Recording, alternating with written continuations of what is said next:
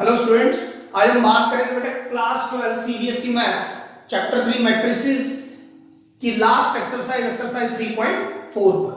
ठीक है, इससे पहले की एक्सरसाइज और मिसलेनियस एक्सरसाइज मैं इससे पहले लेक्चर्स में खत्म कर चुका हूं।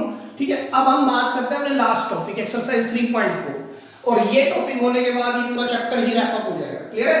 तो सर लास्ट टॉपिक है क्या? उसका नाम है बेटा इनवर्स ऑफ मैट्रिक्स। इनवर्स आपके कोर्स में तीन तरीके से निकाला जाता है, तीन मेथड है निकालने के, जिसमें से पहला मेथड हम चैप्टर 3 मैट्रिसेस में पढ़ने वाले हैं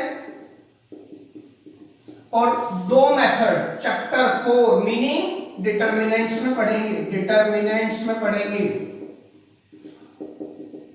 ठीक है, मैंने क्या कहा? इनवर्स ऑफ मैट्रिक्स आपके कोर्स में तीन मेथड से पढ़ना है, मिला के दो चैप्टर 3 और चैप्टर 4। तो चैप्टर 3 में मैट्रिसेस में हमने एक मेथड पढ़ना है और दो मेथड हम पढ़ेंगे चैप्टर 4 डिटरमिनेंट्स में, जिनको हम जब चैप्टर 4 की वीडियोस अपलोड करेंगे तभी डिस्कस करेंगे। अभी हम बात करते हैं चैप्टर 3 में। तो चैप्टर 3 मैट्रिसेस चैप्टर में किस तरह से किसी भी मैट्रिक्स का इनवर्स निकाला जा सकता है, उसके लिए एक मेथड है आपके यहां पे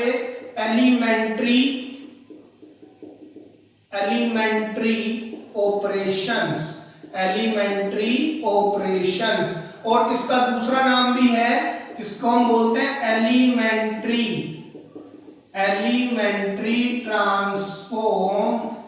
ट्रांसफॉर्मेशंस। ठीक है, एलिमेंट्री का मतलब होता है बेटा बेसिक और ट्रांसफॉर्म मतलब कुछ चेंज कर देना। यानी हमारे पास जो भी गिवन मैट्रिसेस होगी हम उसमें कुछ चेंज करेंगे। ठीक है, कुछ रूल्स हैं वो हम पढ़ेंगे, उसमें हम उन्हीं रूल्स के तहत कुछ चेंज करेंगे और कुछ चेंज करने के बाद हमें पता लगेगा उस पर्टिकुलर मैट्रिक्स का हमारे पास क्या आ गया, इनवर्स निकल गया। ठीक है, तो मैट्रिक्स चैप्टर में अगर मुझे किसी मैट्रिक्स का इनवर्स निकालना हो तो मैं कैसे निकाल सकता हूं? यूजिंग एलिमेंट्री ऑपरेशंस या एलिमेंट्री ट्रांसफॉर्मेशंस। अच्छा, इस टॉपिक की जरा सी वेटेज की बात कर लेते हैं। तो बेटा ये वाला टॉपिक इनवर्स का related to this chapter, paper में क्वेश्चन आता है कि find out the inverse of the given matrix using elementary operations या फिर using elementary transformations. Sir weightage क्या रहती है? वेटेज रहती है 6 मार्क्स। और आप पिछले 5 साल के पेपर उठा के देख लो, आपको लगभग 4 बार ये क्वेश्चन मिलेगा कि आप किसी एक मैट्रिक्स को गिवन दे देते हैं और उस मैट्रिक्स को लिए बोलते हैं कि यूजिंग एलिमेंट्री ऑपरेशंस या using elementary transformations find out the inverse, weightage is 6 marks. तो it is the most important topic as far as chapter 3 point of view. ठीक है, तो एक कारण तो ये था कि मैंने इस चैप्टर को, इस पर्टिकुलर टॉपिक को लास्ट में लिया क्योंकि इसकी वेटेज बहुत हाई है। दूसरी बात, जो एलिमेंट्री ऑपरेशंस हम यहां पर पढ़ेंगे कि किस तरह से इस पर इनवर्स निकाला जाता है, वो सभी के सभी रूल्स कहीं ना कहीं कैरी ऑन होते हैं नेक्स्ट चैप्टर में डिटरमिनेंट्स में, जो इन्हीं वीडियोस के बाद मैं अपलोड करना स्टार्ट करूंगा, तो आपको वहां भी फायदा मिलेगा। I hope this is clear. ठीक है, तो इस टॉपिक को लास्ट में उठाने का एक ये भी रीजन था कि मैं चाह रहा था कि आप लोगों को जो मैं यहां पर पढ़ाऊं वो इजी हो जाए नेक्स्ट चैप्टर के लिए। ठीक है, चलिए अब बेटा एक छोटी सी बात और समझते हैं। मैं 1 मिनट के लिए इसको स्किप कर रहा हूं, एलिमेंट्री ऑपरेशंस को कि किस तरह निकालते हैं वो बात अभी हम करेंगे। मैं ना कुछ आइडेंटिटी मैट्रिक्स के बारे में पढ़ते हैं। आइडेंटिटी, इसको हम इधर लिखते हैं, आइडेंटिटी मैट्रिक्स, और हम इसको क्या बोलते हैं? Unit matrix. पढ़ा हुआ है आपने, है ना? मैंने काफी बताया था इसके बारे में। बेटा आइडेंटिटी मैट्रिक्स को हम मैट्रिक्स के अंदर कैपिटल आई से डिनोट कर देते हैं। ठीक है, और ये एक स्क्वायर मैट्रिक्स होती है। आइडेंटिटी मैट्रिक्स का मतलब क्या होता है? It is a square matrix, या तो 2x2 की होगी, 1x1 की, 3x3 की, इस तरह से चलती है। ये कभी भी रेक्टेंगुलर मैट्रिक्स नहीं होती है। लेकिन जो मैं बताना चाह रहा हूं वो बात ये है कि रियल नंबर्स में जिसको हम 1 बोलते हैं उसको मैट्रिक्स में आई बोलते हैं। रियल नंबर्स में 1 एक वैल्यू को रिप्रेजेंट करता है, जिसको हम 1 बोलते हैं मैट्रिक्स के अंदर हम वन तो कुछ नहीं बोलते, लेकिन हम उसको क्या बोलते हैं, आई के नाम से जानते हैं। तो जो रियल नंबर में वन के लिए प्रॉपर्टीज या ऑब्जर्वेशंस कैरी ऑन होती है, वही मैट्रिक्स के अंदर आई के लिए कैरी ऑन होती है। जैसे सर मैंने फर्स्टली वन की मैं कितनी भी पावर कर दूं, 1000 ले लूं, 100 ले लूं, 200 ले लूं, तो आंसर क्या आ रहा है सर 1। तो मैं इसको कैसे लिख सकता हूं, 1 raise to the power anything n will give you answer 1। तो देयरफॉर अगर मैं i raise to the power n करूं तो मेरे पास रिजल्ट क्या आएगा, i। मतलब ये हुआ बेटा, देखो मैं बता वहां से रहा हूं कि वहां से ऑब्जर्वेशंस आपको चेक करा रहा हूं, लेकिन आपका कंसंट्रेशन इस पे रहना चाहिए क्योंकि चैप्टर का नाम मैट्रिक्स है। मैं ये बोल रहा हूं कि आई मैट्रिक्स से कितनी भी बार मल्टीप्लाई कर लो, कितनी भी बार, उत्तर क्या आने वाला है, आई आने वाला है। ठीक है, दूसरी बात देखिए, अगर मैं 1 को किसी भी नंबर से मल्टीप्लाई करूं या नंबर को 1 से मल्टीप्लाई करूं, आंसर 1 खुद नंबर निकल के आ जाता है। मतलब 1 जो है वो वाइप आउट हो जाता है। अगर मैं किसी 1 को नंबर से मल्टीप्लाई करूं या नंबर को 1 से मल्टीप्लाई करूं, आंसर क्या निकल के आ रहा है, खुद नंबर निकल के आ रहा है। सेम वे अगर मैं आइडेंटिटी मैट्रिक्स को किसी गिवन मैट्रिक्स से मल्टीप्लाई करूं और किसी गिवन मैट्रिक्स को आइडेंटिटी मैट्रिक्स से करूं, तो आंसर ए निकल के आएगा। ये बात भी मैं आपको अच्छे से समझा चुका हूं पहले भी। Provided that A is a क्या होनी चाहिए, स्क्वायर मैट्रिक्स होनी चाहिए। सर ऐसा क्यों, देखो अगर ए स्क्वायर मैट्रिक्स नहीं हुई और आइडेंटिटी तो होगी ही सर स्क्वायर मैट्रिक्स, अगर ए स्क्वायर मैट्रिक्स नहीं हुई तो 2/3 मान लो ये है, तो मल्टीप्लिकेशन तो पॉसिबल हो गई ना, मल्टीप्लिकेशन पॉसिबल, तो रिजल्टेंट क्या आ रहा है 2/3। ठीक है, ध्यान से देखना, रिजल्टेंट यहां पर मैंने आई लिया है, यहां ए लिया है, तो आई ए मैट्रिक्स का जो रिजल्टेंट आ रहा है वो कितना है बेटा 2/3। लेकिन अगर मैं उल्टा कर दूं, मतलब अगर मैं ये लूं, पहले ए ले ली मैंने, ए मैट्रिक्स का ऑर्डर क्या था 2/3 और आई मैट्रिक्स का ऑर्डर क्या था 2/2, तो सर ये तो मल्टीप्लिकेशन ही पॉसिबल नहीं हुई, तो ये कभी इक्वल कैसे आ जाएंगे, तो A is always be considered as a square matrix here as well. ठीक है, अगर ए ही स्क्वायर मैट्रिक्स नहीं है तो ये कंडीशन भी फुलफिल नहीं हो सकती, ए को स्क्वायर होना पड़ेगा। अगर ए स्क्वायर मैट्रिक्स है और आई तो होती स्क्वायर है, तो आई इज इक्वल टू ए आई, आप कोई भी मैट्रिक्स करके देख लो, इज इक्वल टू ए ही निकल के आता है। ठीक है, लेकिन अगर ए रेक्टेंगुलर मैट्रिक्स हुई जैसे मैंने यहाँ पे ली है, तो आई ए तो पॉसिबल हो गया, लेकिन ए आई पॉसिबल नहीं होगा, मतलब ये दोनों इक्वल नहीं है, तो इसकी तो बात ही याद है। क्लियर है, तो इसको मैं हटा, एक लास्ट ऑब्जर्वेशन और समझते हैं, बहुत इंपॉर्टेंट है बेटा, ध्यान से देखिएगा। सर एक तरीका और है वन के बारे में, ऐसा सोच सकते हैं, अगर मैं किसी नंबर को उसी के रेसिप्रोकल से मल्टीप्लाई कर दूं, या अगर मैं किसी नंबर का मल्टीप्लिकेटिव इनवर्स ले लूं, 1/3 क्या है, या तो सर रेसिप्रोकल ऑफ 3 है, या it is a multiplicative inverse of 3, तो रिजल्ट क्या आएगा 1 ही तो आएगा, है ना। या फिर मैं किसी भी नंबर का मल्टीप्लिकेटिव इनवर्स ले लूं, अब इसका मल्टीप्लिकेटिव इनवर्स क्या है 3 है, तब भी आंसर क्या आएगा 1 आएगा, चेक करो। ठीक है, तो 1 के आने की ये सब संभावनाएं हैं। तो इधर क्या हो सकता है सर, अगर मैं किसी मैट्रिक्स को, किसी नंबर को, यानी यहां पर किसी मैट्रिक्स को, जब यहां 1 ले रहा था तो आई ले रहा था, जब यहां 1 लिया तो आई लिया, जब यहां नंबर लिया तो ए लिया, जब यहां नंबर ले रहा हूं तो ए तो लूंगा। तो अगर मैं किसी मैट्रिक्स को उसके इनवर्स से मल्टीप्लाई करूं, है ना, ए को मैं किससे मल्टीप्लाई करूं, ए इनवर्स से, या फिर ए इनवर्स को मैं किससे मल्टीप्लाई करूं, ए से, तो रिजल्ट क्या आएगा, आई निकल के आएगा। I hope this is clear. मैं आपको ये बात दोबारा से रिपीट कर रहा हूं कि बेटा रियल नंबर में जो हम 1 लेते हैं मैट्रिक्स के अंदर, हम उसको आई से जानते हैं। जितनी भी ऑब्जर्वेशन 1 के लिए स्टैंड करती हैं वो सब आई के लिए भी करती हैं। जैसे 1 की कितनी भी पावर ले लो आप आंसर 1 दोगे, आई की भी कितनी भी पावर ले लो आंसर आई आएगा। 1 को किसी नंबर से मल्टीप्लाई कराओ, नंबर को किसी 1 से मल्टीप्लाई कराओ, resultant will be the given number. Same way अगर मैं आई को ए से मल्टीप्लाई कराऊं, ए को आई से मल्टीप्लाई कराऊं, resultant will be the given matrix, है ना, गिवन मैट्रिक्स बाहर निकल के आएगी, provided that the given matrix should be a square matrix, otherwise ये दोनों कभी जिंदगी में इक्वल नहीं करेंगे। क्लियर है।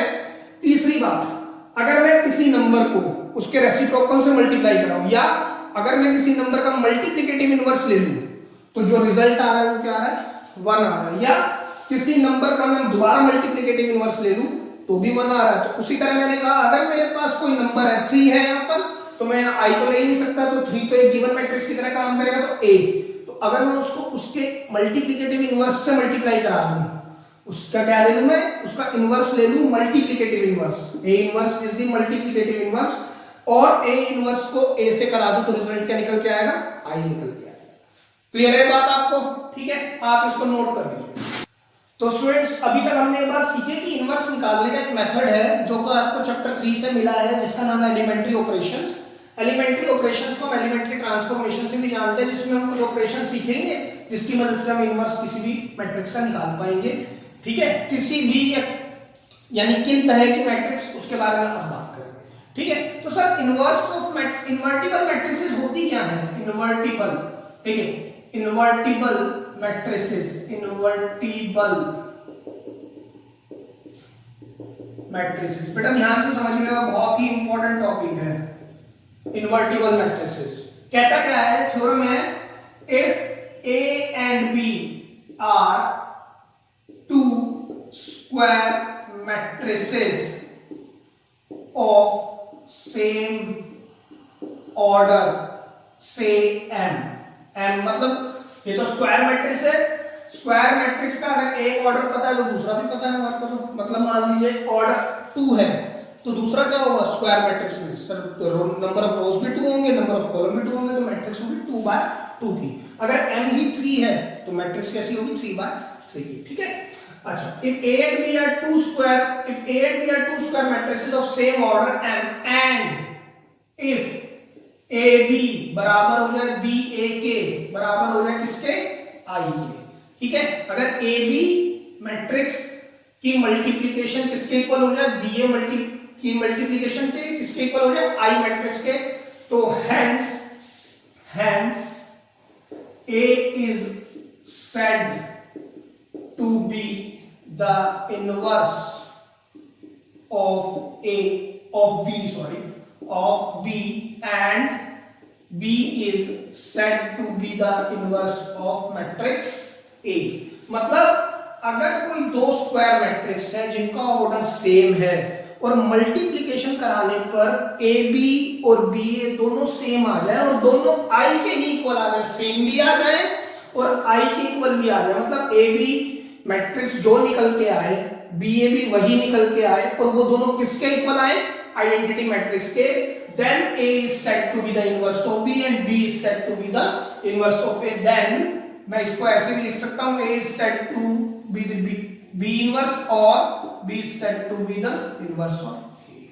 ठीक है, तो ध्यान से समझना बेटा, इस क्वांटिटी को अगर मैं इससे कंपेयर करूं तो ध्यान से देखना, इन दोनों की बात है, ध्यान से देखिए, A इनवर्स को मैं क्या लिख सकता हूं, B, A B, और A इनवर्स को मैं फिर से क्या लिख सकता हूं, B A equal to I। देखिए मैंने A इनवर्स की जगह पर क्या चीज लिखी है, A इनवर्स है, A इनवर्स की जगह पर मैं क्या लिख सकता हूं, B, यहां पर भी B, AB is equal to BA is equal to I। अब आप इन दोनों इक्वेशंस को चेक कर सकते हो, इक्वल आ रही है सर, बिल्कुल सेम, एक ही बात है यानी कि ये तो, हाँ जी बिल्कुल सेम बात है। क्लियर है? अच्छा सर आगे फॉर एग्जांपल मैं आपको एक बार एग्जांपल से बताता हूं। लेट ए मैट्रिक्स है, फॉर एग्जांपल मैंने ली 2 2 3 1 एंड बी एक और मैट्रिक्स है मेरे पास 2 2 -3 -1। ठीक है बेटा ध्यान से समझना, मैंने क्या किया, मैंने एग्जांपल लिया, ए मैट्रिक्स ये ली, बी मैट्रिक्स ये ली, ये भी 2/2 की है और ये भी 2/2 की है। अब एक काम करते हैं, पहले ए बी निकालते हैं, ए बी कैसे निकलेगा सर, 2 3 1 2 और 2 -3 -1 2। क्या मल्टीप्लिकेशन पॉसिबल है? हाँ जी है, क्योंकि इसकी नंबर ऑफ कॉलम और इसके नंबर ऑफ रोज इक्वल है। तो जब आप मल्टीप्लाई कराओगे तो आंसर क्या है, चेक करो, 2 2 जा 4 -3, देखिए इस रो को इस कॉलम से मल्टीप्लाई कराना है, 2 2 जा 4 -3 क्या देगा 1। अब इसी रो को इस वाले कॉलम से 2 3 जा -6 और ये +6 विल गिव यू 0। ठीक है, move to the second row, 1 2 जा 2 -2 सर 0, 1 3 जा 3 -3 +4 1। बेटा अगर मल्टीप्लिकेशन में आपको पॉसिबल हो अगर मल्टीप्लिकेशन में आपको प्रॉब्लम आ रही है तो go to the previous lectures, otherwise ये चीजें तो समझनी मुश्किल हो जाएंगी आप। ठीक है, अगर आपसे मल्टीप्लिकेशन ही नहीं हो पा रही है तो please go to the previous lectures, watch them at least once और twice, so that you would be able to understand it कि हमें मल्टीप्लिकेशन थोड़ी सी डायरेक्टली करनी होती है। ठीक है, तो फिर से मैं दोबारा बताता हूं, देखो ए बी की मैट्रिक्स किसके इक्वल आ गई, कहीं ना कहीं सर आई मैट्रिक्स दिख रही है। हाँ, एक और लेते हैं बी ए, अब उल्टा लेते हैं बी ए, 2 3 -1 2, और ए मैट्रिक्स है 2 3 1 एंड 2। तो सर बी ए, क्या मल्टीप्लिकेशन पॉसिबल है? चेक करो, क्या इसके नंबर ऑफ कॉलम इसके नंबर ऑफ रोज के इक्वल है? हाँ जी है। तो सर मल्टीप्लिकेशन पॉसिबल है। तो चेक कराओ क्या आएगा। देखिए 2/2 की मैट्रिक्स, इस रो को आप तब तक नहीं छोड़ेंगे जब तक इस कॉलम से मल्टीप्लाई ना करें। देखो कैसे, 2 को 2 से multiply, 4 -3 into 1 -3, 4 -3 gives you 1, -3 sorry, अब इस रो को इस वाले कॉलम से 2 3 जा 6 -6 gives you 0। अब इस रो को इस कॉलम से -2 + 2 gives you 0, फिर -3 + 4 gives you 1।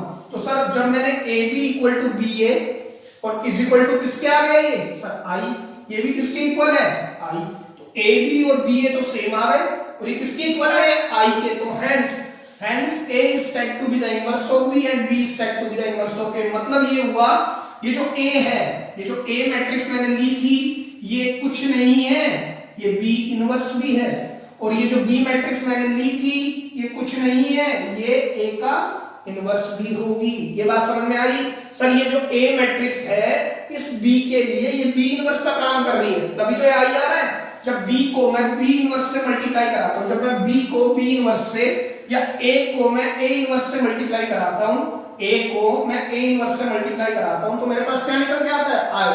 तो A को A इनवर्स से मल्टीप्लाई कराने पर मेरे पास क्या आएगा I है। बेटा ध्यान से देख लो, मैं इस बात को दोबारा रिपीट कर रहा हूं। मैंने ये कहा कि अगर कोई दो मैट्रिक्स हैं, दोनों स्क्वायर हैं, जिसका सेम ऑर्डर है, तो जब अगर AB equal to BA equal to I हो जाए तो A is said to be the inverse of B and B is said to be the inverse of A। ठीक है, तो अब मैंने एक एग्जांपल लिया A और B मैट्रिक्स, मैंने क्या निकाला AB निकाला, फिर मैंने क्या निकाला BA निकाला, दोनों का पता लगा ये I के इक्वल आ गए, मतलब सेम भी आ गए, AB और BA भी इक्वल आ गए और I भी आ गया। तो मैंने एक बात कही कि ये जो A है ना ये कुछ नहीं है, ये तो B इनवर्स है, और ये जो B है ना इस क्वांटिटी के लिए क्या है, ये A इनवर्स है। यही तो बात ठीक है कि सर ये A जो है इसके साथ अगर मल्टीप्लाई होने पर I दे रहा है तो मतलब B का ये कौन बैठा है इनवर्स, और जो ये A इनवर्स है A के साथ मल्टीप्लाई होने पर जब B, A के साथ मैंने जब B को मल्टीप्लाई कराया तो आंसर I आया, मतलब A के साथ कौन बैठा है इनवर्स ही तो बैठा है। बेटा बड़ी सीधी सी बात है, मैंने कहा 5 है, आंसर आ गया 1, तो आप ये बताओ इस बॉक्स के अंदर किसको रखोगे सर इनवर्स को ही तो रखेंगे 1/5 को। तो मैं जब यही तो बोल रहा हूं कि अगर A और B है या B और A है, B को तो मैंने रख दिया, आपको रिजल्ट क्या मिला I मिला, तो B के साथ क्या रखा होगा सर 1/B रखा होगा, तो 1/B है क्या सर B इनवर्स ही तो एक तरह से भाई B की उल्टी मैट्रिक्स है, रेसिप्रोकल ऑफ B है 1/B, तभी तो वो I निकल के आ रहा है।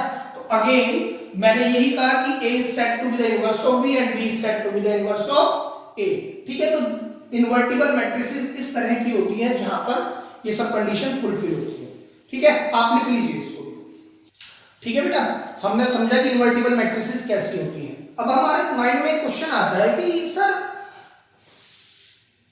whose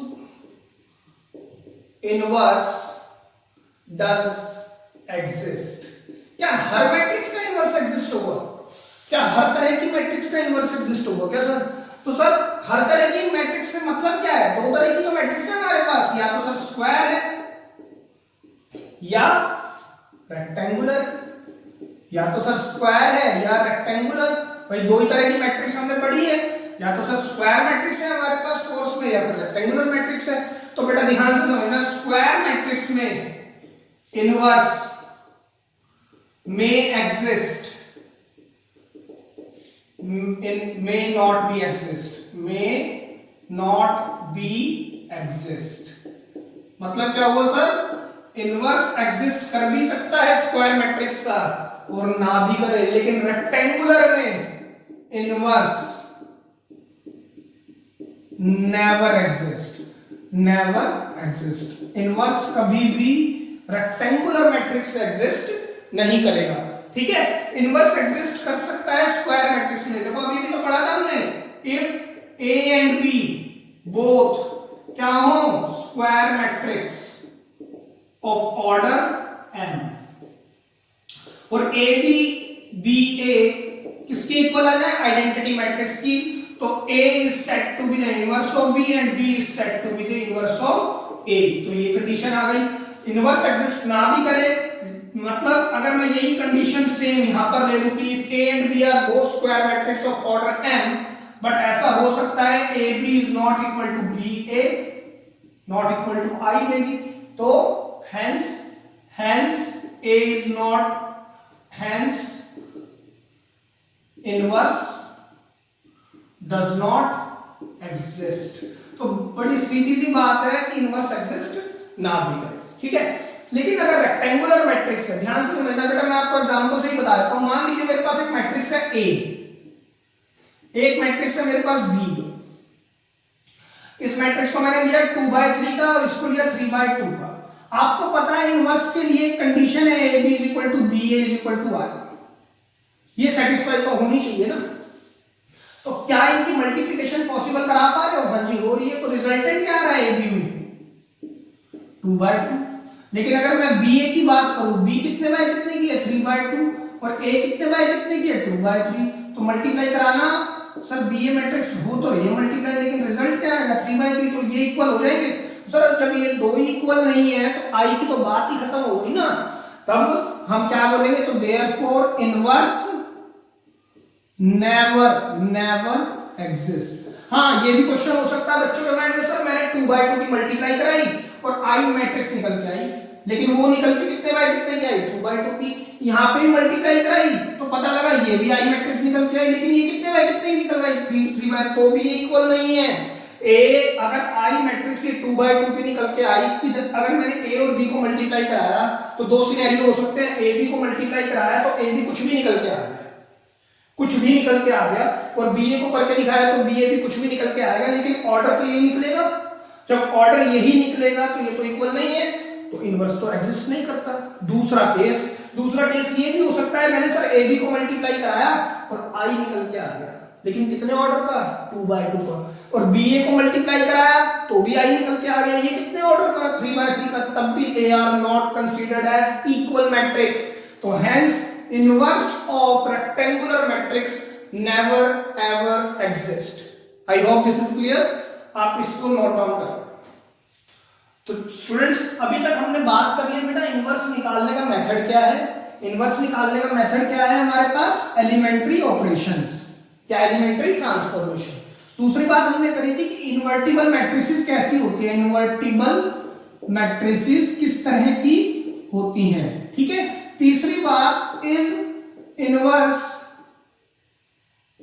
of every matrix exist, of every matrix exist. तो इस पर अभी अभी हमने स्लाइड ली थी कि स्क्वायर मैट्रिक्स में हो भी सकता है नहीं भी, लेकिन रेक्टेंगुलर में कभी भी एग्जिस्ट नहीं करेगा।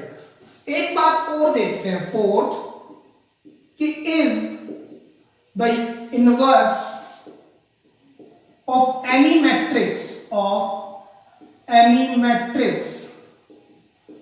is always be unique।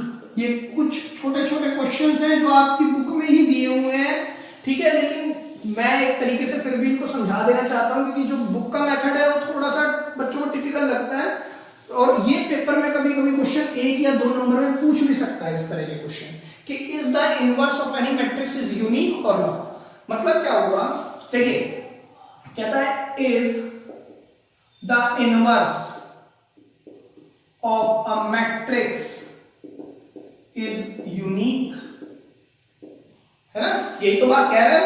तो कैसे करेंगे देखिए, तो देखिए बेटा बात करते हैं यूनिकनेस ऑफ इनवर्स, ठीक है। तो सब किस तरह से लेट कर लो, let A be the square matrix of order m, ठीक है। Again let B and C be two inverse of A matrix. ठीक है, मैंने क्या कहा, let A be the square matrix of order M, और मैंने बी और सी इन दोनों को क्या मान लिया, इनवर्स। भाई क्वेश्चन ने तो कहा था कि यूनिक होते हैं क्या, मैंने यूनिक के हटके मान लिया, मैंने उसको बेसिकली अपोजिट लिया कि उसने तो कहा कि क्या एक होगा, दो होंगे, ज्यादा होंगे, यूनिकनेस होती है नहीं होती है, हमें वो चेक करना है।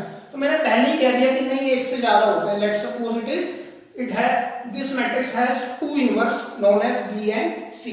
तो अगर B अगर इनवर्स है A का, तो अगर B इनवर्स है तो AB equal to B equal to I, ये कंडीशन तो होनी चाहिए। And if C is also an inverse of matrix A, then sir AC is equal to CA is equal to I। ये भी बात ठीक है, क्योंकि अगर B इनवर्स है A का तो ये कंडीशन ठीक जाएगी, अगर C इनवर्स है A का तो ये भी कंडीशन ठीक है। तो देखिए करेंगे कैसे, नाउ ध्यान से देखिएगा भाई, अगर मैं B ले लूं, आप जानते हैं सर B मैट्रिक्स को अगर आप I से भी मल्टीप्लाई करा दोगे, अगर B मैट्रिक्स को I से भी मल्टीप्लाई कराओगे तो रिजल्ट तो सेम आएगा, तो इक्वल है दोनों बातें। लेकिन मैं I की जगह पर इसमें से मैं क्या लिख सकता हूं, I की जगह पर देखिए AC लिख सकता हूं मैं, B I की जगह पर मैं AC लिख सकता हूं, मैंने क्या लिख दिया AC। क्लियर है। अब ड्यू टू एसोसिएटिव प्रॉपर्टी, उसने क्या कहा था, एसोसिएटिव प्रॉपर्टी ने मल्टीप्लिकेशन में या तो लास्ट के दोनों को इकट्ठा कर सकते हैं या पहले दोनों को, ऐसा नहीं कर सकते पहले और तीसरे को इकट्ठा करता है। मैंने बताया हुआ उस लेक्चर में प्रॉपर्टीज में कि या तो लास्ट टू को इकट्ठा कर सकते हैं या फर्स्ट टू को। ठीक है, तो मैं इसको इस तरह से भी ले सकता हूं BAC, और मैंने पहले दोनों को इकट्ठा कर दिया। क्लियर है, by due to associativity,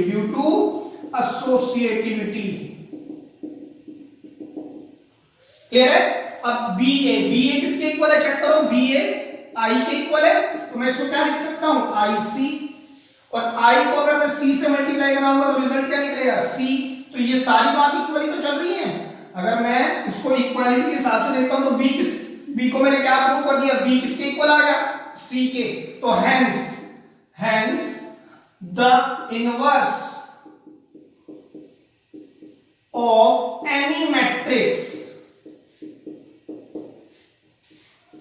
if possible, मतलब अगर मैट्रिक्स का इनवर्स आ रहा है तो इज ऑलवेज क्या होगा बेटा, यूनिक होगा सर, हमेशा यूनिक होगा।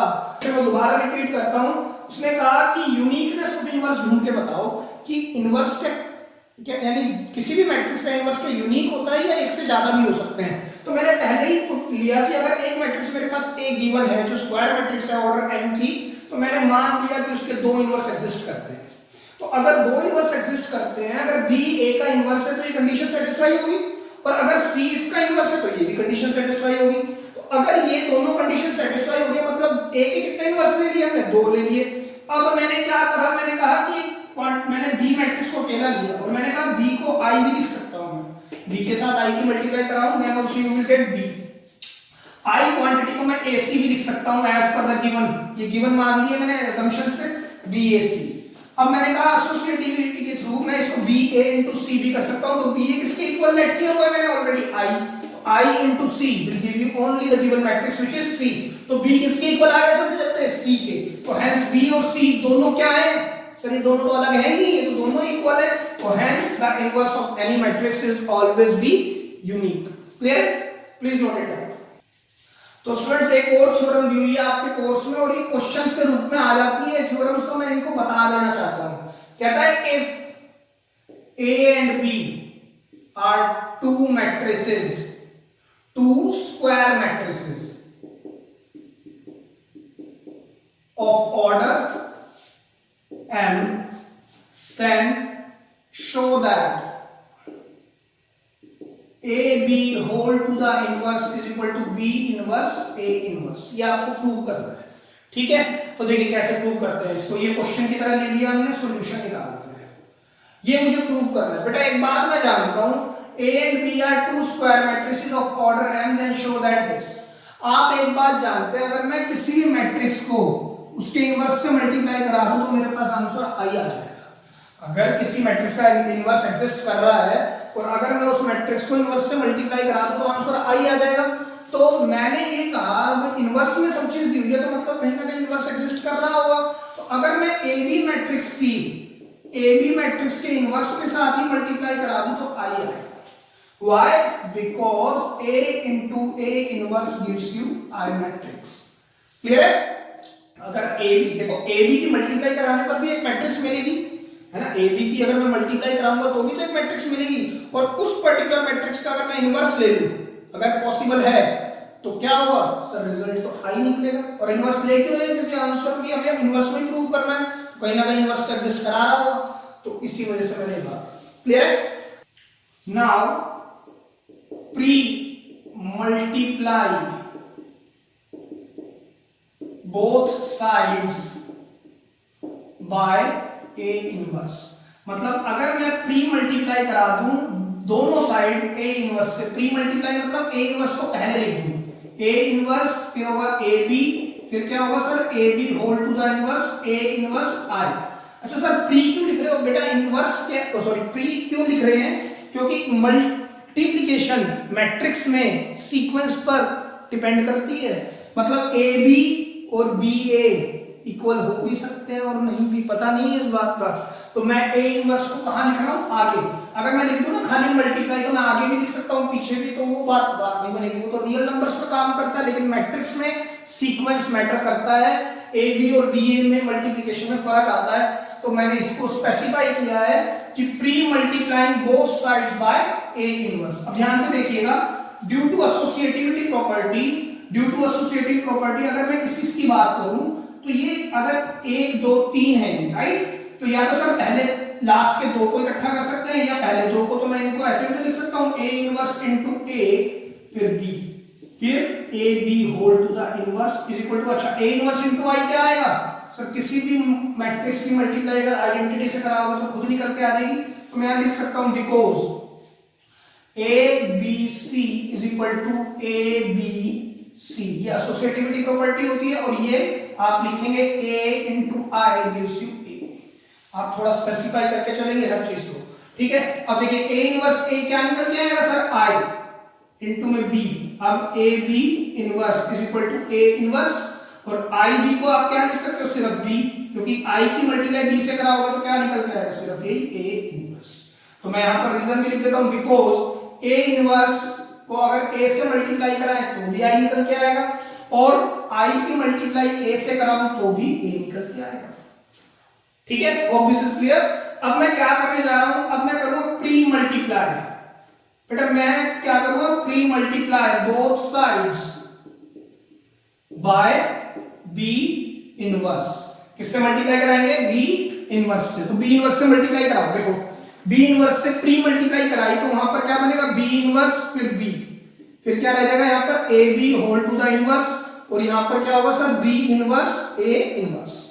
ठीक है, आप ध्यान से देखिए प्रूफ दैट की तरफ, सर ये क्वांटिटी और ये क्वांटिटी चाहिए, ये खत्म हो जानी चाहिए, तो खत्म ही हो गया।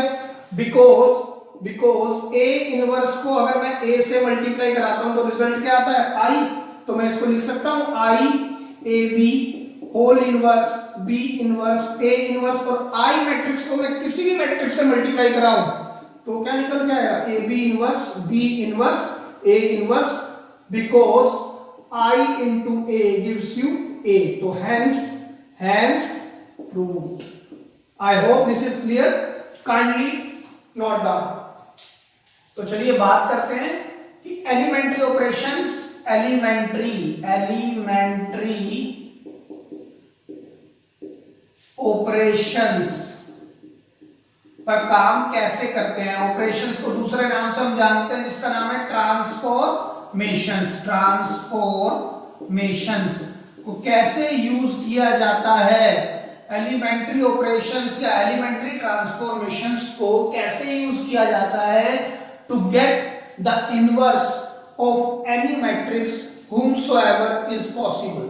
ठीक है, क्योंकि हर एक का पॉसिबल भी नहीं है, स्क्वायर मैट्रिक्स में भी इनवर्स हो भी सकता है और नहीं भी, और उसी तरह से रेक्टेंगुलर मैट्रिक्स में इनवर्स कभी भी एग्जिस्ट नहीं करेगा। ठीक है। तो एलिमेंट्री ऑपरेशन से हम निकालते हैं, एलिमेंट्री का मतलब बेसिक और ट्रांसफॉर्मेशन का मतलब कुछ चेंज कर देगा, ठीक है बेटे। आपके कोर्स में 6 एलिमेंट्री ऑपरेशंस हैं, 6 क्या है एलिमेंट्री ऑपरेशंस, ठीक है, जिनको 3-3 भागों में तोड़ा गया है। 3 मैं इधर डिस्कस करता हूं और 3 इधर। 3 तो होते हैं एलिमेंट्री कॉलम ऑपरेशन और 3 होते हैं elementary row operation. Row, R belongs to rows, C belongs to column, ठीक है। फर्स्ट ऑपरेशन कहता है R1 can be interchanges with R2। R1 और R2 को इंटरचेंज किया जा सकता है। For example if I have one matrix 1 2 3 2 3 1 3 1 2, तो कहता क्या है, जैसे यहां पर कितनी की मैट्रिक्स है सर 3 बाय 3 की, है ना, 3 रोज है और 3 ही कॉलम है, तो मैं इन्हीं की 2 रोज को इंटरचेंज कर सकता हूं, R1 को R2 के साथ, R1 को R3 के साथ या R2 को R3 के, मेरा जो मन करे मैं उस तरह से इसको इंटरचेंज कर सकता हूं विद इन रोज। तो मैं अगर इंटरचेंज करूंगा R1 इंटरचेंजेस विद R2, तो ये इधर चली जाएगी और ये क्वांटिटी इधर आ जाएगी। तो होगा कैसे सर, ऊपर आएगा 2 3 1 1 2 3 3 1 2, तो ये पहला एलिमेंट्री रो ऑपरेशन है। उसी तरह से पहला एलिमेंट्री कॉलम ऑपरेशन क्या होगा बेटा, C1 इंटरचेंजेस विद C2। तो एलिमेंट्री ऑपरेशन कैसे लगा सर, ये फर्स्ट कॉलम है, ये सेकंड है और ये थर्ड है, तो इसको इधर कर सकता हूं, इसको इधर। तो उसी तरह से 2 3 1 1 2 3 3 1 2, ठीक है सर। ये बेसिकली हम कर क्या रहे हैं, तो देखो अगर मैं आपको थोड़ा सा जिस्ट बताऊं कि हो क्या रहा है इसमें, तो आपने पढ़ा हुआ है कि x plus 2y plus 3z is equal to 4, 2x plus 3y plus z is equal to 7, 3x plus y plus 2z is equal to 2, ठीक है। मान लीजिए मेरे पास एक गिवन लीनियर इक्वेशंस ये वाली थी, ये लीनियर इक्वेशन है मेरे पास, और मैट्रिसेस वाज इवॉल्वड। मैट्रिसेस क्यों इवॉल्व किया गया था, to obtain a simplest method to solve the system of linear equations. Clear है, किस लिए मैट्रिसेस इवॉल्व किया था, स्टार्ट किया था, to obtain a simplest method to solve the system of linear equations. तो आप खुद सोच के बताएं मेरे को, इस मैट्रिक्स की, इस पर्टिकुलर लीनियर इक्वेशन से मैं कई तरह की मैट्रिक्स ऑब्टेन कर सकता हूं। कैसे सर, मैं इनके कोफिशिएंट की मैट्रिक्स ले लूं। देखो कोफिशिएंट की मैट्रिक्स क्या होगी, 1 2 3 1 2 3, आगे 2 3 1 सर 2 3 1, आगे 3 1 2, तो देखिए 3 1 2, तो मैंने कौन सी मैट्रिक्स लिखी है सर, लीनियर इक्वेशन जो सिस्टम दिया हुआ था उसके कोफिशिएंट मैट्रिक्स है, राइट। मैं इससे वेरिएबल मैट्रिक्स भी लिख सकता हूं, और जब मैं इनको सॉल्व करूंगा तो x y z की वैल्यू निकल के आएगी, तो मैं सॉल्यूशन मैट्रिक्स भी लिख सकता हूं। तो कई तरह की मैट्रिक्स मैं इससे लिख सकता हूं। क्लियर है इतनी बात। तो आप बताओ मेरे को सोच के बताओ, अगर इसके अंदर मैं इसको इधर लिख दूं और इसको इधर लिख दूं, तो क्या फर्क पड़ जाएगा x y z के ऊपर, खुद सोच के देखो। अगर मैं इसको ऊपर कर दूं, इस वाली रो को, इस वाली लाइन को, इस वाली इक्वेशन को मैं पहले लिख दूं और इस वाली इक्वेशन को मैं बाद में लिख दूं, तो क्या x y z की वैल्यू पे फर्क पड़ जाएगा, वही तो लिखा है मैंने। अगर मैं इसको नीचे ले आऊं तो 1 2 3 सेकंड लाइन में आ जाएगा, तो 1 2 3 तो सेकंड लाइन में आ रहा है, 2 3 1 ऊपर आ रहा है, तो कोई फर्क थोड़ी पड़ेगा सिस्टम ऑफ लीनियर इक्वेशन पे। क्लियर है। उसी तरह से अगर मैं y वाली लाइन को पहले लिख दूं और x वाली लाइन को मैं बाद में लिख दूं, तब भी सर कोई फर्क नहीं पड़ेगा। आप समझ पा रहे हैं बात को। y वाली लाइन को अगर मैं पहले लिख दूं 2 3 1 मैट्रिक्स बनेगी, 1 2 3 सेकंड बन जाएगी, और लास्ट वाली क्या होगी 3 1 2 होगी, तब भी कोफिशिएंट मैट्रिक्स ही होगी, तो इससे कोई खास फर्क नहीं पड़ेगा। लेकिन एक बात है बहुत इंपॉर्टेंट, तो सर ये दोनों मैट्रिक्स का इक्वल मैट्रिक्स होगी। बेटा इक्वल मैट्रिक्स के लिए मैंने आपको बताया था कि ऑर्डर सेम होना चाहिए दोनों मैट्रिक्स का, और thereby their corresponding elements are also equal. तो क्या 1 और 2 इक्वल है, क्या 2 और 3 इक्वल है, 3 और 1 इक्वल है, नहीं, तो hence they are not considered as equal matrix, they are not considered as equal matrix। ये equal matrices नहीं है, ये भी equal matrices नहीं है, ये भी equal नहीं है, और ये भी equal नहीं है। कोई भी मैट्रिक्स इक्वल मैट्रिक्स नहीं है इन तीनों में से, कोई भी दो का पेयर इक्वल नहीं है। याद रखना मैंने क्या कहा है कि लीनियर इक्वेशन में मैं किसी भी इक्वेशन को ऊपर नीचे करूं, तो आप सॉल्व कर चुके हैं 10th क्लास में, जब दो इक्वेशन सॉल्व करते थे, किसी भी एक इक्वेशन को ऊपर कर लो चाहे नीचे कर लो, रिजल्ट सेम आया, तो उसी अनुसार मैंने इसको लिख दिया। ठीक है, रूल एक ही कहता है। दूसरी बात, क्वेश्चन क्या आता है, सर तो क्या ये इक्वल मैट्रिसेस है? नहीं, they are not considered as equal. तो यही तो हमने चेंज किया है। क्या किया हमने? बेसिक। एलिमेंट्री का मतलब क्या था? एलिमेंट्री का मतलब था बेसिक। तो सर क्या किया हमने? बेसिक। ट्रांसफॉर्मेशन का मतलब क्या होता है? चेंज। तो देखो हमने बेसिक चेंज किया है। क्या कहना? ट्रांसफॉर्मेशन हमने क्या किया? रोज को ऊपर नीचे किया। इधर ट्रांसफॉर्मेशन हमने क्या किया? कॉलम को आगे पीछे किया। क्लियर है? चलिए दूसरे पे बात करते हैं। R1 interchanges. R1 इंटरचेंजेस ये टू वे एरोज को बोलते हैं, और एक एरो आता है तो हम चेंजेस बोलते हैं। R1 changes to K times R1। ठीक है, R1 changes to K times R1 where K is a non-zero real number। Clear है? K कौन है? Non zero real number. Zero नहीं हो सकता K, बाकी कुछ भी हो सकता है। रियल नंबर बोल रहा हूं बेटा मैं, real number. Real number includes everything, rational plus irrational. Rational includes further things like integers, natural numbers and all. Clear है? तो सभी नंबर को कंसिस्ट करता है, बट जीरो नहीं। तो मैं इसके अंदर अगर मैं यहां पर ऑपरेशन लगाऊं इसी मैट्रिक्स में कि R1 changes to twice of R1, तो नई मैट्रिक्स क्या निकल के आएगी सर? नई मैट्रिक्स निकलेगी R1 को चेंज करना है तो इस R1 तो ये वाली है, R1 को अगर चेंज करोगे तो 2 1 जा 2, 2 2 जा 4, 2 3 जा 6, बाकी सब सेम एज इट इज रहेंगे 3 1 2। उसी तरह से सेकंड, मैं किसी भी कॉलम को चेंज कर सकता हूं। C2 changes to K times C2 where K belongs to non zero real number. अगर मैं यहीं पर लगाऊं, इसी पर ऑपरेशन लगाऊं, अब मैं इसकी बात नहीं कर रहा, अगर मैं C2 पर ऑपरेशन लगाऊं, C2 चेंजेस टू, C2 ये है, C2 changes to 3 times C2। ठीक है, और ये हाँ बेटा प्लस माइनस कुछ भी हो सकता है। K is a non zero real number है, तो प्लस माइनस कुछ भी हो तो मैं माइनस से मल्टीप्लाई कराता हूं। इस बार तो माइनस से मल्टीप्लाई कराने पे क्या आ जाएगा आपका? सर A मैट्रिक्स कैसी बन जाएगी? 1 2 3 3 1 2। सर ये तो एज इट इज रहेंगे, फर्स्ट कॉलम और थर्ड कॉलम। चेंज कौन सा होगा? Second column. सेकंड कॉलम पे ऑपरेशन क्या लगाया हमने? -3C2, -3 इंटू में C2, -3 इंटू 2 -6, -3 इंटू 3 -9, -3 इंटू 3 कितना आएगा? -9, और -3 इंटू 1 कितना आएगा? -3। Hope this is clear. तीसरी बात बहुत इंपॉर्टेंट, तीसरी बात कहती है कि मैं किन्हीं भी दो मैट्रिसेस को, सॉरी किसी भी रो की दो मैट्रिसेस को ऐड कर सकता हूं या सब्ट्रैक्ट भी कर सकता हूं। ठीक है, मैं किसी भी मैट्रिसेस की दो रोज या दो कॉलम को ऐड या सब्ट्रैक्ट कर सकता हूं। एक बात, लेकिन जिस पर ऑपरेशन लगाना है, जिस पर भी ऑपरेशन लगाना है उसको पहले लिखना है। इसमें यानी किस पर ऑपरेशन लग रहा है? R1 पर। ठीक है, मैं किसी भी मैट्रिक्स की दो रोज को ऐड या सब्ट्रैक्ट कर सकता हूं, लेकिन जिस पर ऑपरेशन लगाना है उसी को पहले लिखना है। ठीक है, ये दोनों यहीं पर आएंगे। और दूसरी बात, मैं जो सेकंड जो रो या कॉलम लूंगा उसको किसी नॉन जीरो कांस्टेंट से भी मल्टीप्लाई करा सकता हूं। इसी तरह से यहां पर अगर मैं किन्हीं भी दो कॉलम को, किसी मैट्रिक्स के दो कॉलम को ऐड या सब्ट्रैक्ट करा सकता हूं, लेकिन जो पहले लिख रहा हूं ऑपरेशन उसी पर लगेगा। दूसरी बात, जो मैं बाद में कॉलम लिख रहा हूं उसको मैं किसी नॉन जीरो कांस्टेंट से भी मल्टीप्लाई करा सकता हूं। फॉर एग्जांपल इसी के अंदर ध्यान से देखिएगा, मैं एक जगह बनाता हूं। ठीक है बेटा, मैं एग्जांपल थोड़ा ऊपर लेता हूं। मेरे पास था 1 2 3 2 3 1 3 1 2। अब मान लीजिए मैं कोई ऑपरेशन लगाना है, कैसे? मान लो मैंने R2 पर ऑपरेशन लगाना, तो जिस पर मैं ऑपरेशन लगाऊंगा वो एज इट इज यहां पर लिखा जाएगा।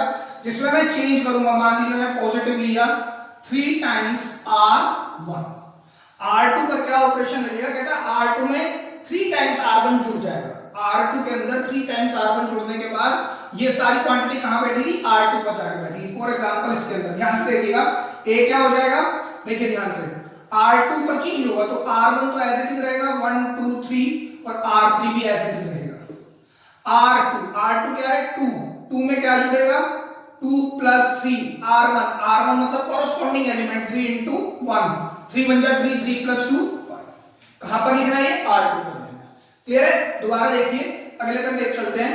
R2 पर चेंज करना है और R2 में 3, अगला क्या है 3 है प्लस 3 टाइम्स R1 का ही कॉरस्पॉन्डिंग एलिमेंट मतलब 2, 3 2 या 6 और 3 9, ठीक है। उसी तरह से आगे चलेंगे तो क्या आएगा यहां पर सर, यहां पर क्या है हमारे पास, देखिए R2 है 1 प्लस 3 टाइम्स ऊपर वाला एलिमेंट 3, 3 3 9 और 1 10, तो आपके पास मैट्रिसेस क्या निकल के आएगी, A matrices will be 1 2 3 5 9 10 3 1 and 2, clear है। अच्छा इसमें क्या होगा सर, मान लीजिए इसका भी एक ऑपरेशन लगा लेते हैं, यहीं पर लगा रहा हूं मैं, C2 times 2, C2 नहीं C3 पर लेते हैं, C3 times 2, तो यहां पर क्या लिखा जाएगा, C3 इधर चेंज करना है तो C3 पहले लिखेंगे, माइनस लेते हैं twice of C1, twice of C1, तो चेंजेस क्या आएंगे देखो सर, C3 पर चेंज आना है तो C1 और C2 तो ऐसे लिख देते हैं 1 2 3 2 3 1 1 2 3 2 3 एंड 1। अब देखिए C3 माइनस 2C1, C3 क्या है 3, C3 इज इक्वल टू क्या हो जाएगा, C3 कितना है 3 minus twice of C1, C1 कितना है सर 1, तो C1 कितना है 1, 2 1 जा 2 और 3 में से जाएगा तो 1, क्लियर है। अच्छा आगे चलिए, अब क्या है सर 1 माइनस ट्वाइस ऑफ 2, 2 2 जा 4, 4 minus 1 gives you minus 3, clear है। आगे देखते हैं 2 माइनस ट्वाइस ऑफ 3, C1 कितना है 3, 2 3 जा 6 minus 2 minus 2, hope this is clear, please note it down. तो बेटा हमने पढ़ लिया है एलिमेंट्री ऑपरेशंस के बारे में, मैं एक बार इधर समराइज कर देता हूं 2-3 बातें। एलिमेंट्री ऑपरेशंस कितनी तरह के हैं, 6 तरह के, 3 क्या होते हैं सर, 3 होते हैं एलिमेंट्री रो ऑपरेशन और 3 होते हैं एलिमेंट्री कॉलम ऑपरेशंस, ठीक है। अच्छा एलिमेंट्री रो ऑपरेशन में पहला होता है R1 can be interchanges with R2 या R2 can be interchanges with R3 या R3 can be interchanges with R1। दूसरा होता है मैं किसी भी रो को चेंज कर सकता हूं K multiply by the same, मतलब मैं किसी भी रो को किसी भी स्केलर से मल्टीप्लाई कर सकता हूं, वो स्केलर जो होगा वो नॉन जीरो रियल नंबर होगा, ठीक है। थर्ड थिंग, अच्छा उसी तरह से फर्स्ट यहां पर क्या होता है C1 can B interchanges with C2 और दूसरा क्या होगा C1 can be changes to K times C1 where K can be any non zero real number. दूसरी बात, मैं किन्हीं भी दो रोज को ऐड कर सकता हूं या मैं सब्ट्रैक्ट कर सकता हूं, या मैं किन्हीं भी दो कॉलम को ऐड या सब्ट्रैक्ट कर सकता हूं। दूसरी बात, जिस पर मैंने ऑपरेशन लगाना है उसको मैं पहले लिखता हूं, तो यहां पर ऑपरेशन R2 पर लगेगा, यहां पर ऑपरेशन C2 पर ही लगेगा, ठीक है। ये बात क्लियर रहेगी, इस तरह के रूल्स है आपके यहाँ। अच्छा जो सेकंड वाली रो में लूंगा उसको मैं स्केलर से मल्टीप्लाई कर सकता हूं, या फिर जो मैं बाद वाला कॉलम लूंगा उसको भी मैं स्केलर से मल्टीप्लाई कर सकता हूं, और scalar again non zero real number, clear है। एक बात और है जो मोस्ट इंपॉर्टेंट मैं आपको बताना चाह रहा हूं, अगर मैंने किसी भी मैट्रिसेस में रो ऑपरेशन लगाना स्टार्ट किया तो एंटायर मैट्रिसेस में, एंटायर क्वेश्चन में, एंटायर मैट्रिसेस में रो ऑपरेशन ही लगेगा, मैं कॉम्बिनेशन नहीं लगा सकता कि सर मैंने एक जगह पर ऑपरेशन लगा दिया, जब मैं नेक्स्ट स्टेप पे आया तो मैंने कॉलम ऑपरेशन लगा दिया। तो एंटायर रो में, एंटायर कॉलम, एंटायर मैट्रिसेस में कॉलम ऑपरेशंस ही लगेंगे, ठीक है। अगर मैंने रो ऑपरेशन लगाने स्टार्ट किए तो मैं रो ऑपरेशंस ही लगाऊंगा, और मैंने अगर कॉलम ऑपरेशन लगाने स्टार्ट किया तो मैं सिर्फ कॉलम ऑपरेशन लगाऊंगा, ठीक है। क्लियर है ये बात। दूसरी बात है बेटा, मेरे को मालूम है कि A is equal to IA होता है, और एक और A is equal to sir AI भी तो ले सकते हैं। आपकी एनसीईआरटी कहती है कि आपको हमेशा रो ऑपरेशन में इसी स्टेटमेंट का यूज करना है। आपकी एनसीईआरटी क्या कहती है, जो क्या कहती है, रूल क्या कहता है कि जब जब मैं रो ऑपरेशन लूंगा मैं इसी का यूज करूंगा, जब जब मैं कॉलम ऑपरेशन लूंगा तो मैं इस स्टेटमेंट का यूज करूंगा, ठीक है। इसके अंदर होगा कैसे, मैं इस A को चेंज करूंगा, इस A को मैं चेंज करूंगा, क्या बनाऊंगा I, इस A को मैं चेंज करूंगा, इस A मैट्रिक्स को मैं चेंज करूंगा, इस A स्क्वायर मैट्रिक्स को मैं चेंज करके I मैट्रिक्स बनाऊंगा, और ये वाला A जो एक शोकेस की तरह से है वो बिल्कुल same keep on writing same as it is, A ही लिखा जाएगा। अब आप मेरे को सोच के बताना कि जब मैं ऑपरेशन लगाऊंगा, ऑपरेशन में ऐसे लगाऊंगा कि इस ए पर ऑपरेशन लगे और इस आई पर लगे, इस ए पर लगे और इस आई पर लगे, ये A remains as it is. Clear है? तो जब मैं इस ए पर ऑपरेशन लगा रहा हूं और मेरा मोटिव क्या है, मुझे आई बनाना है, और आई पर भी वही सेम ऑपरेशन अप्लाई होगा जो मैं ए पर अप्लाई करूंगा।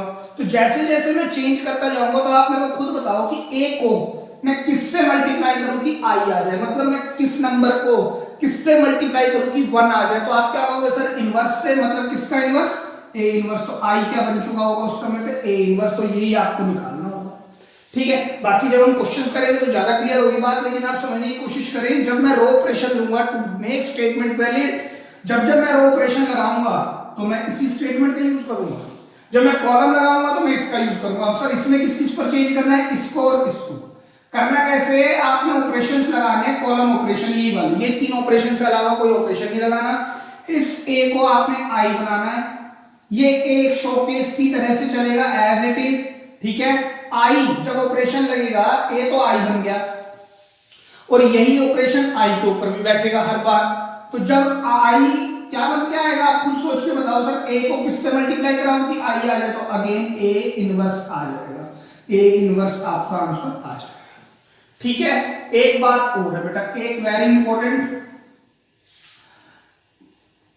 If the entire row slash column becomes 0, all elements, मैं उसकी ऑल एलिमेंट्स मतलब अगर किसी रो या कॉलम के सभी एलिमेंट, किसी भी एक रो या किसी भी एक कॉलम के सभी एलिमेंट्स क्या बन जाए, 0 बन जाए, देन द इनवर्स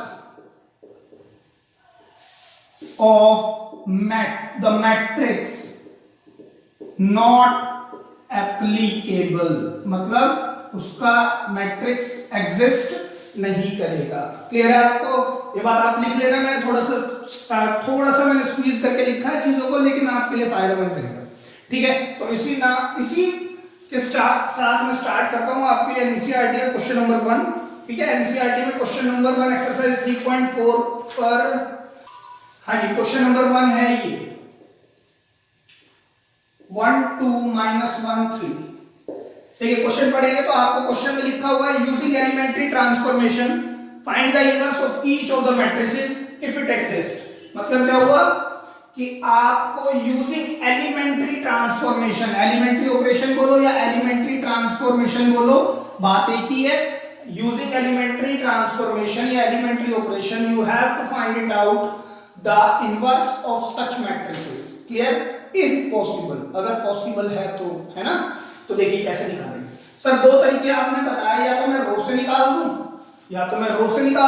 या कॉलम से। काम करते हैं दोनों से निकालते हैं बेटा, ध्यान से देखिएगा। मैं पहले रो वाला लेता हूं। रो वाले मेथड के लिए मुझे स्टेटमेंट क्या लेनी है, ये वाली, a is equal to I A, equals to I A. मैं रो ऑपरेशंस लगा रहा हूं, रो।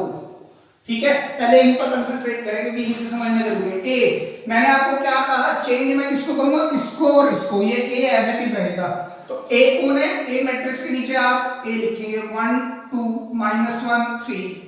आइडेंटिटी मैट्रिक्स क्या होगी सर, जो गिवन मैट्रिक्स होगी उतने बार उतने की लेंगे, 1 0 0 1 टाइम्स ए। क्लियर है की बात? अब देखिए ध्यान से सर, मेरा मोटिव क्या है, इस मैट्रिक्स को यूजिंग दीज 3 ऑपरेशंस मुझे क्या बनाना है, आई बनाना है। मुझे इस मैट्रिक्स को क्या बनाना है, आई, और ये ए एज इट इज चलेगा। तो आई पर भी मैं ऑपरेशन यही वाला लगाऊंगा, तो ये क्या बन जाएगा, ए इनवर्स। तो देखिए पहले मेरा ध्यान कहां रहेगा, इस पर। मैं इसको आई बनाना चाहता हूं, तो आई बनाने के लिए अगर मैं कंपेयर करूं आई मैट्रिक्स से, तो आई मैट्रिक्स से अगर कंपेयर करोगे तो इधर तो 1 ही चाहिए, तो 1 आएगा, है ना। यहां पर क्या चाहिए, 0, यहां भी 0, और यहां क्या चाहिए, 1। ध्यान से सुने सर, मेरे को आई बनाना है इस मैट्रिक्स को, तो इस मैट्रिक्स को अगर मेरे को आई बनाना है, तो आई के अंदर क्या होगा, यहाँ पर 1 0 0 1। तो यहाँ तो 1 है, यहाँ 0 चाहिए, यहाँ भी 0 चाहिए, और यहाँ 1 चाहिए। तो देखिए कैसे करेंगे। सबसे पहला काम क्या होगा आपका, हमेशा आप रो 2 को ठीक करेंगे, 2 by 2 की मैट्रिक्स। बेटा वैसे तो क्वेश्चन कभी भी 2 by 2 मैट्रिक्स पे नहीं आता है, अगर 2x2 मैट्रिक्स का आएगा तो that would be a question of 1 marker या फिर मैक्सिमम से मैक्सिमम 2 मार्कर्स, और बहुत कम आया हुआ है। तो ये क्वेश्चन जो आता है मेनली 3x3 मैट्रिसेस का आता है, जो आपकी इसी एक्सरसाइज में 15, 16, 17 क्वेश्चन दिए हुए हैं, और 6 ही नंबर का ज्यादातर क्वेश्चन आता है। ठीक है, तो लेकिन फिर भी समझने के लिए 2x2 से ही स्टार्ट करते हैं। आपने करना कैसे है, सबसे पहले रो 1 को ठीक करा, रो 1 में पहला एलिमेंट ठीक करना है आपने 1, और उसके बाद उसके नीचे आना 1 है सर, ये तो ठीक करने की जरूरत नहीं, यहाँ तो 1 ऑलरेडी आ रहा है, यहाँ पर क्या बनाना है 0, यहाँ पर 0 बनाने के लिए देखिए मैं ऑपरेशन लगाता हूँ, इसको मुझे 0 बनाना है, इसको 0 बनाए कैसे सर, देखिए R2 tends to R2 minus twice of R1 लगा सकता हूं ना, मैंने कहा ना मैं दोनों को ऐड और माइनस कर सकता हूं। आप और कोई ऑपरेशन लगा के देखो, ये 0 नहीं बनेगा, 0 बनाना है मुझे, 2 को क्या बनाना है 0, तो 2 को 0 बनाने के लिए मैंने ऑपरेशन क्या लगाया, मैंने कहा R2 में से 2 टाइम्स ऑफ R1 माइनस कर दो, तो R1 तो सर ये एज इट इज रहेगी, यहां पर भी R1 एज इट इज, और यहां पर A। क्लियर है बात? तो देखिए ध्यान से देखना, देखिए कैसे करेंगे मल्टीप्लाई, देखो 2 R2 2 है माइनस ट्वाइस ऑफ दिस, कितना हुआ 2 माइनस 2 इंटू 1 तो गिवन 0। अब यहां पर देखिए R2 कितना है 3 माइनस 2 और माइनस 1 प्लस 2 हो जाएगा, तो कितना आ जाएगा सर 5। क्लियर है की बात? अच्छा आगे चलते हैं, इसके अंदर भी इसी तरह से 0 माइनस 2 इंटू 1 कितना आएगा बेटा माइनस 2, 1 माइनस 2 इंटू 0 0 होता है, तो 1 माइनस 0। क्लियर है बात? ठीक है, आगे देखते हैं। अब सर देखिए 1 भी आ गया, इधर 0 भी आ गया, अब इधर 0 चाहिए, इधर 1 चाहिए, तो अब आप कुछ भी करें, मैं हमेशा एक ही बात कह रहा हूं, जब मेरे पास एक 0 आ जाए तो ट्राई करो 0 के साथ वाले को ठीक करने की, हमेशा, चाहे वो 2x2 की मैट्रिक्स है चाहे 3x3 की मैट्रिक्स है। मैं क्या बोल रहा हूं, अगर नीचे एक 0 बन जाए, सबसे पहले आप इसको वर्टिकली ठीक करो, पहली कॉलम को ठीक करो, पहला कॉलम ठीक होने के बाद आप 0 के सामने वाले एलिमेंट्स को ठीक करना स्टार्ट करो। ठीक है, तो 0 के साथ सामने वाला एलिमेंट कौन है 5 की जगह पर मुझे क्या चाहिए, आइडेंटिटी मैट्रिक्स में 1 चाहिए, तो मैं इस पूरी रो को R2 tends to 1/5 times R2 कर सकता हूं, A टाइम्स, देखो मैंने सेकंड ऑपरेशन यूज किया है, A belongs to non zero real number, तो सर वही तो है नॉन जीरो रियल नंबर है ना, तो आप क्या लिखेंगे इसको 1 माइनस 1 0 और टाइम्स A। ठीक है, 1/5 टाइम्स R2 का ऑपरेशन लगाना है, R2 का 0 इंटू 1/5, तो ये तो सर 0 रहेगा, 1/5 इंटू 5 सर ये 1, और अब यहां पर लगाएंगे माइनस 2/5 और 1 इंटू दिस अगेन 1/5। क्लियर हो गई इतनी बात? ठीक है, अब सर यहां 1 आ गया, यहां पर क्या चाहिए, ऊपर 0 चाहिए, ऊपर क्या चाहिए 0, तो ध्यान से देखिए अगर मुझे R1 को ठीक करना है, तो मैं अगर इन दोनों क्वांटिटीज को जोड़ दूं, इन दोनों को जोड़ दूं, तो यहां क्या रह जाएगा 0, और इन दोनों को जोड़ दूं तो यहां 1 ही रह जाएगा, तो R1 पर मैं क्या ऑपरेशन लगाने जा रहा हूं, R1 प्लस R2, तो लगाओ, तो ये हो गया सर 1। अच्छा R1 पर लगा रहा हूं ना मैं, तो पहले एक बार R2 लिखता हूं, R2 sir as it is रहेगी 0 1 is equal to minus 2/5 minus नहीं प्लस है प्लस 1/5 और टाइम्स A। ठीक है, अब देखिए इन दोनों को ऐड करना है, 1 और 0 1, सर ये तो 1 ही रहेगा, माइनस 1 प्लस 1 सर ये हो गया 0। अब देखिए इन दोनों को भी ऐड करना है, ऑपरेशन इन पर भी काम करना है, 1 माइनस 2/5 कितना आएगा, जब एलसीएम लोगे तो सर 3/5 निकल के आएगा, 0 माइनस दिस माइनस 1/5। तो बेसिकली आपकी ये मैट्रिक्स क्या आ गई, I इज इक्वल टू ये मैट्रिक्स क्या है A, तो A को मैं किससे मल्टीप्लाई करूं कि I आ जाए, तो सर ये क्वांटिटी क्या है, ये A इनवर्स की तो है। गॉट इट और नॉट? तो देखिए मैंने इसमें रो ऑपरेशन लगाया और थ्रूली मैंने सभी जगह पर रो का ही काम किया, मैंने कहीं और कॉलम ऑपरेशन नहीं लगाया, और मैंने क्या किया, इस पर्टिकुलर मैट्रिसेस को I बनाया। ठीक है, इसी क्वेश्चन को बेटा, इसी क्वेश्चन को मैं कॉलम से ही करके दिखाता हूं आपको, फिर हम आने वाले आगे के क्वेश्चन हम किसी भी एक मेथड से करेंगे, या तो रो से या कॉलम से। ठीक है, अब मैं इस वाले को ही कॉलम से भी करके दिखाता हूं, A is equal to A आ गया। अच्छा अब आप खुद सोच के बताओ कि सर इसका जब इनवर्स निकलेगा तो क्या अलग आ जाएगा इससे? ये तो मैं पढ़ा चुका हूं कि यूनिकनेस ऑफ इनवर्स है ना, ये हमने पढ़ लिया है कि मैट्रिसेस का जो इनवर्स होता है वो यूनिक होता है, वो एक ही होता है। तो आप खुद बताओ सोच समझ के कि जो आंसर आएगा तो यही आएगा या अलग आएगा? सर यही तो आएगा, क्योंकि यूनिक होता है इनवर्स तो जो रो से निकाला है वही कॉलम से निकल के आएगा। ठीक है, तो आप इसलिए कोई भी ऑपरेशन यूज कर सकते हैं, लेकिन जो स्टार्ट कर दिया रो का तो रो ही लगाएंगे, और अगर कॉलम वाली स्टेटमेंट उठाई है तो कॉलम वाली ही स्टेटमेंट लेंगे। तो देखिए कैसे करेंगे सर, इसमें इस ए को और आई को चेंज करेंगे, ये ए एक सेम रहने वाला है। तो ए क्या है मेरे पास 1 2 -1 3, ये ए तो सर आप कह रहे हो एज इट इज रहेगा 1 0 0 1, 2/2 की ही मैट्रिक्स लेनी है। क्लियर है बात? ठीक है, अब आप क्या करेंगे सर, इसको मैंने आई बनाना है, मेरा मोटिव क्या है, इस ए को आई बनाना है, और ए ये एज इट इज चलेगा तो ये अल्टीमेटली अपने आप में क्या बन जाएगा, ए इनवर्स। तो वही सोचना है। अब आपने काम करना है कॉलम पे, कॉलम ये है मेरे पास 2। ठीक है, तो देखिए सर 1 ऑलरेडी है, आई में आने के लिए यहाँ पर तो 1 ही आएगा ना, 1 आ चुका है। यहाँ पर क्या चाहिए 0, तो यहाँ पर 0 कैसे लाया जाए, यहाँ पर 0 कैसे लेके आया जाए, C2 पर ऑपरेशन लगाना है, तो C2 में क्या ऐड कर दें, C1, C2 में क्या ऐड कर दें, C1। तो ध्यान से देखा 1 2, C1 तो एज इट इज रहने वाला है, C1 को आप एज इट इज लिख ले, पहले एक दो बार आराम से करें, बिल्कुल होगा, क्लियर हो जाएगा। देखिए C2 + C1 1 - 1 0, या -1 + 1 0, 3 + 2 gives you 5।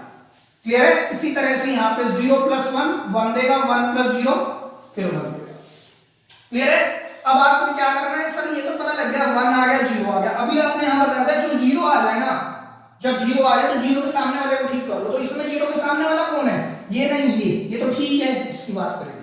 क्लियर है? तो इसको कैसे ठीक कर सकते हैं सर, ये देखिए C2 को अगर मैं चेंज कर दूं कैसे, 1/5 टाइम्स C2, तो देखो क्या होगा 1 2, C1 पर तो कोई चेंज नहीं हो रहा, A C1 पर फिर से कोई चेंज नहीं हो रहा, C2 को 1/5 से मल्टीप्लाई कराना है 0, ये 1, इसको मल्टीप्लाई कराओगे तो ये भी 1/5 और ये भी 1/5। क्लियर है? अब देखो सर 1 0 1 और यहाँ क्या रहेगा 0 आ जाएगा, बस यहाँ पे 0 लाने का तरीका क्या है, C2 ऑपरेशन C से ही लगाने हैं, कॉलम से ही लगाने हैं, क्योंकि पूरा मैंने कॉलम वाला ही स्टेटमेंट लिया हुआ है। तो देखिए C1 पर अब ऑपरेशन किस पर लगाना है मुझे, C1 पर, C1 को चेंज करना है ना, तो C1 पर ऑपरेशन लगाना है, तो C1 - 2 C2। देखो ध्यान से देखो बेटा, C1 में से मैंने क्या लिया यहां पर, देखो ध्यान से इधर देखो, मल्टीप्लाई करता हूं, C1 tends to C1, C1 कौन है 1, अच्छा C1 के अलावा मैं पहले C2 को लिखता हूं, वो तो सेम रहेंगी ना 1/5 और 1/5। अब मुझे इसको 0 बनाना था, मुझे एक बात पता थी कि 1 में से मैं 0 घटा दूं तो 1 ही रहेगा, है ना, तो 2 में से 1 घटा दूं तो 1 आ जाएगा, लेकिन मेरे को 1 नहीं चाहिए, मुझे तो 0 चाहिए, तो इसका दुगना करके तो घटाना पड़ेगा, कोई मैं कर रहा हूं, तो 1 - 1 - ट्वाइस ऑफ 0 क्या होगा 0, तो यहां तो सर 1 ही रहेगा, और 2 - ट्वाइस ऑफ 1 कितना होगा सर ये 0, तो मेरा पर्पस हो गया। क्लियर है? उसी तरह से 1 - twice of 1/5, 1 - twice of 1/5, 1 - 2/5 will give you 3/5, तो सर आंसर क्या आ गया 3/5। क्लियर है? और यहां पर क्या आएगा 0 - ट्वाइस ऑफ 1/5, तो आंसर क्या आएगा -2/5। अब देखो अगर मेरे पास ये A है और ये मैट्रिक्स तो सर I है ही, तो ये मैट्रिक्स क्या होगी, A इनवर्स नहीं होगी, ये मैट्रिक्स क्या थी A इनवर्स। देखो आप इसको और इसको चेक करो, क्या दोनों सेम आ रहे हैं सर, बिल्कुल सेम है, तो hence the uniqueness of inverse is still maintain. ठीक है, तो इनवर्स जो होता है किसी भी मैट्रिक्स का हमेशा यूनिक रहता है।